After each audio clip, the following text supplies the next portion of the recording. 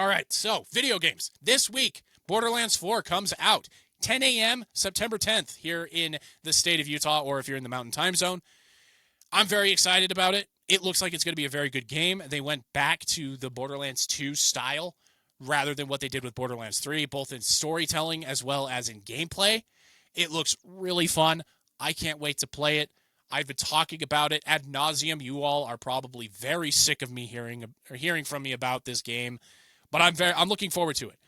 In fact, I'm looking forward to it so much that the past 2 months I have played each main story Borderlands game. So not the Telltale games, but the other ones, the first-person shooters.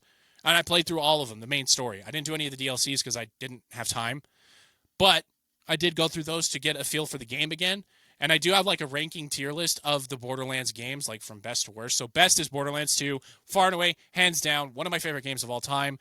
Has like my 1A villain, like it's him, it's Handsome Jack and Arthas, or the Lich King, from World of Warcraft. Those are my 1A, 1Bs as far as villains in video game history go. So Borderlands 2, far and away. Then I would go with Borderlands the pre-sequel, which kind of tells the story of how Handsome Jack became Handsome Jack. That one is my number 2. More so for the story side of things, less so for the gameplay. I don't like the oxygen thing that they had out on that moon, and then the butt slam stuff that they have. I'm not a big fan of that, but the gunplay plays pretty much the exact same as Borderlands 2.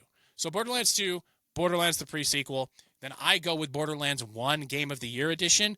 Not necessarily the old OG version, but the Game of the Year edition where were able to polish up some of the graphics, some of the glitches in the game, as well as some of the gunplay too, and the drop rates too. They fixed those. So Borderlands Game of the Year edition is number 3 solidly. After that, I'm going to have to go with Borderlands 3. Borderlands 3 had its moments. There was some really fun stuff when it comes to like them blending the Telltale game characters into the mainstream game.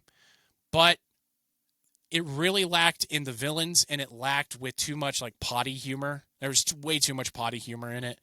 There were some cool cameos in there. There was like a Rick and Morty cameo in there. There's some Simpsons cameos, Family Guy as well. Penn and Teller are in the game. So it had its moments, but it wasn't as good as Borderlands 2. But I don't think anything in the series is going to be as good as Borderlands 2. I don't see it. So Borderlands 3, and then coming in, bringing up the rear is Tiny Tina's Wonderlands. They made this game a lot during the pandemic and shutdown, and you can kind of tell, or lockdown, not shutdown, lockdown. And the game just doesn't feel like a Borderlands game. I mean, the story is solid. The story is a little bit heartbreaking at the end. I'm not going to spoil it, but it does go back to Roland and everything that happened in Borderlands 2 with Tiny Tina. And then just the guns, I know they had to make it like D&D adjacent.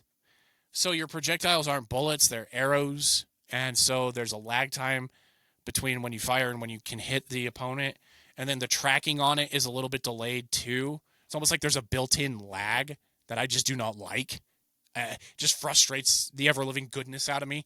So Tiny Tina's comes in last. But by no means are any of the games bad. Each game is worth getting. Borderlands 2, you could get most of the games in the Borderlands, the Handsome Collection.